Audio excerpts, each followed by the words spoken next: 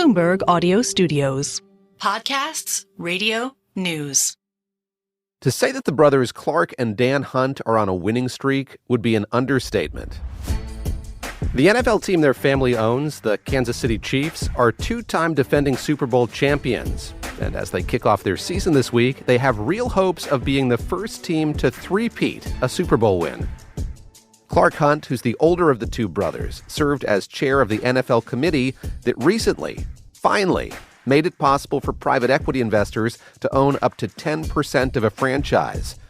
Valuations are expected to approach the $10 billion mark in the coming years. But the Hunt family's portfolio includes much more than just pro football.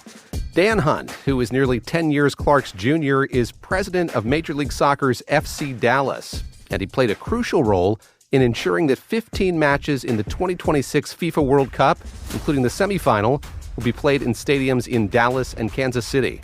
But perhaps their biggest success in the last year was outside their control. Here's Randall Williams, who covers the business of sports for Bloomberg.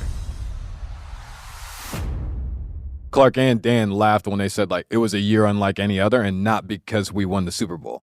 It was because Chiefs tight end Travis Kelce started dating Taylor Swift, and that attracted hundreds of thousands of new fans. So many, in fact, that a new category of memes took off. Many Swifties suggested the world had only taken notice of Kelce's talent on the gridiron because of Swift. Do you know how many people are going to start watching football now because of her? Nobody knew who Travis Kelce was until he started dating Taylor Swift. Can you believe Travis Kelce became famous overnight? Isn't it crazy how Taylor Swift put that one football guy on the map? Became a pop culture phenomenon and a huge win for the Hunt brothers. They said that she helped grow their fan base by 30%, and that was a metric that the NFL used in terms of how they measure a fan base's growth. But at 30%, that is insane year-over-year growth. Randall recently sat down with Clark and Dan Hunt in Texas. It's the only wooden office I've seen on a 30th floor. I don't know if that was the official floor, but just a lot of wood, a lot of antique stuff. The Hunt brothers rarely give interviews, but they spoke to Randall along with Bloomberg's Julie Fine and Jason Kelly.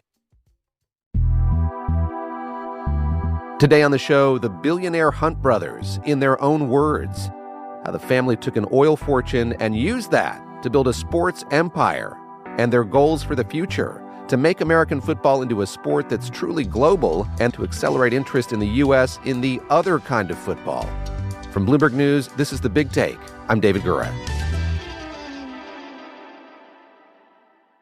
They are two completely different characters, but they work things out. I don't have a direct comparison. I don't know if it's Superman and Batman or a dynamic duo that's out there that describes them. I've had to think on it a little bit longer, but they are a dynamic duo. Bloomberg's Randall Williams says Clark and Dan Hunt's success didn't come out of nowhere. The brothers went into the family business, following in their dad Lamar's footsteps.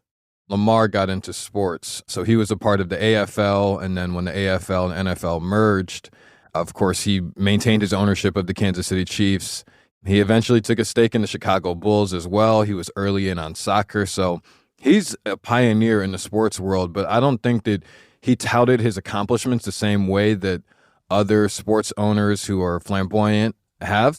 But to hear Dan Hunt tell it, their mom played just as big a role in the Hunt family's success. Our parents were unbelievable examples of working together. I always argue that my dad would not, or our dad would not have had the success he had without our mother's support. We saw how they worked together, and we worked together in the same way. With stakes in the Chiefs, the Bulls, and earlier U.S. professional soccer leagues, Lamar and Norma emphasized the importance of having a diverse portfolio, and their sons took that to heart. Now they're looking to the future. Recently, Clark helmed an NFL committee studying the role of private equity in the NFL, which is something my co-host Sarah Holder talked about with Randall back in February. The NFL had been hesitant to allow institutional investment, but the league just changed the rules. And this season will be the first time it'll allow private equity investors to own up to 10% of a franchise. They'd been studying it for 5 years. And naturally, after two different transactions happened with the Denver Broncos, where that team sold for $4.65 billion, and then less than 2 years later, Josh Harris buys the Commander for $6 billion, And Josh Harris, he said it was a difficult thing for him to raise that much money. An NFL owner has to have at least 30% of the team. And so for future NFL franchises, if the valuations are jumping from $4.65 billion to $6 billion every single transaction, and that may not happen every single time, but if they're going up $500 million, $700 million for every single one that happens in the future, it raised a concern of if these things are too big to sell. And so private equity can help with this, but they don't want them to run the entire team. So these are silent shareholders is what I would call them. I asked Randall if the Chiefs are hoping to attract new outside money. The franchise is currently owned by Clark, Dan, and their two half-siblings. I've asked them this a number of times because the Chiefs have a stadium renovation that they got denied for earlier this year. The Hunt family would have put $300 million. They asked the city of Kansas City essentially for $500 million. And Kansas City denied them. If the Kansas City Chiefs sold a piece of themselves to a private equity firm, they'd be able to pay for their renovation. Clark has told me multiple times, I probably asked him 3 times this year, in March, in May, and now in August, would you be open to selling to private equity? He said no. So that's not on the table for them right now. He didn't rule it out down the line, but it's not of immediate interest to the Hunt family right now. Selling a piece of their iconic NFL team may not be of interest to the Clarks at the moment, but they do have several high-profile goals. The first is to make American football more popular in Europe and South America. And the second is to crack the code on making soccer a bigger deal and a bigger profit center in the U.S. That's after the break.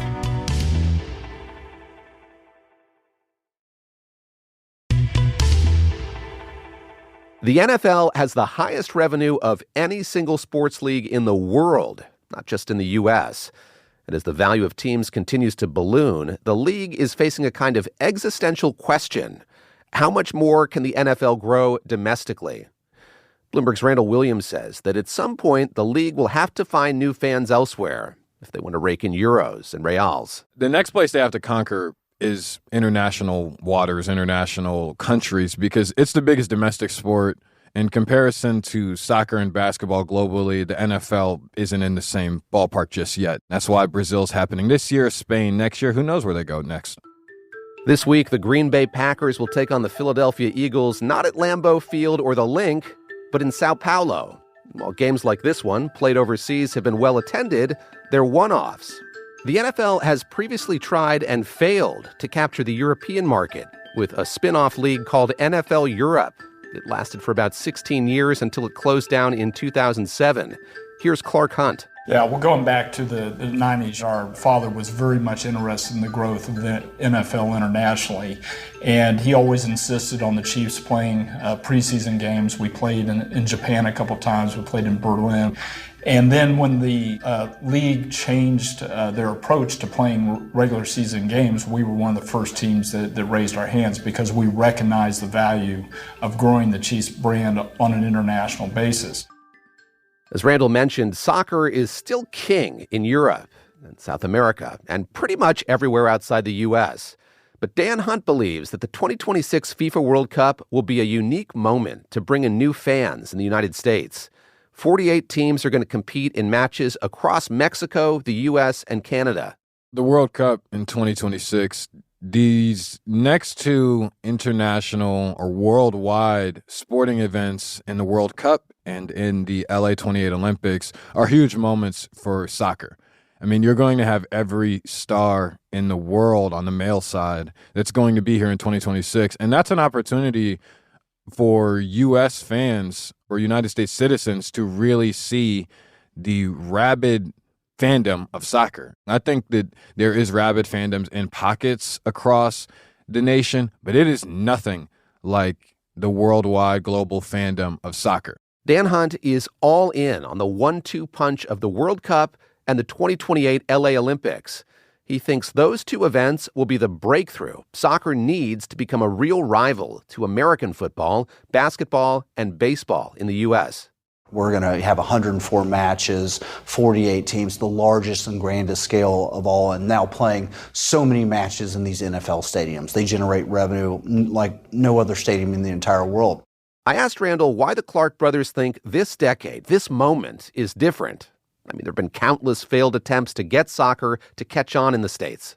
The reason the 2026 World Cup is such a huge moment is because you don't know when the World Cup is going to be back in the States. This is the biggest sporting event in the world. And when you're talking about global stars, Lionel Messi, Cristiano Ronaldo, Kylian Mbappe, like all of these stars are going to be here. And with that, you're going to be to see Team USA as the underdogs. And we all know how much America loves an underdog story. And when the World Cup is played in other countries, it's fun to tune in, but it's not the same for the U.S. audience if you have to get up at 3 or 4 a.m. But if all the games are happening across the coast and it's all everyone's talking about all the time, this is your moment. There was one other thing Randall wanted to ask the Hunt brothers about as they look to the future, how they're thinking about what will happen with the next generation. I don't know the Hunt's succession plan. Clark Hunt has 3 children. Dan Hunt has 2. I think that those 5 are the next generation. But Clark also is the second youngest NFL owner, I believe, behind the 49ers.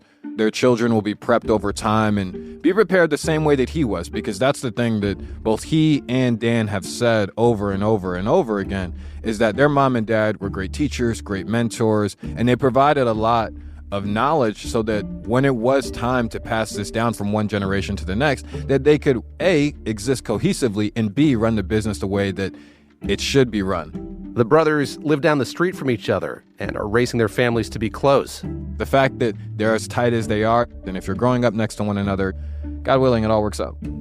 Which may be just what the Hunt brothers are banking on. This is The Big Take from Bloomberg News. I'm David Gura. This episode was produced by Alex Segura. It was edited by Brendan Walsh and Naomi Shavin. She and Kim Gittleson are our senior producers. This episode was mixed by Blake Maples. It was fact-checked by Adriana Tapia. Our senior editor is Elizabeth Ponso. Nicole Beamsterbor is our executive producer, and Sage Bauman is head of podcasts. If you like this episode, make sure to subscribe and review The Big Take wherever you listen to podcasts. It helps people find the show.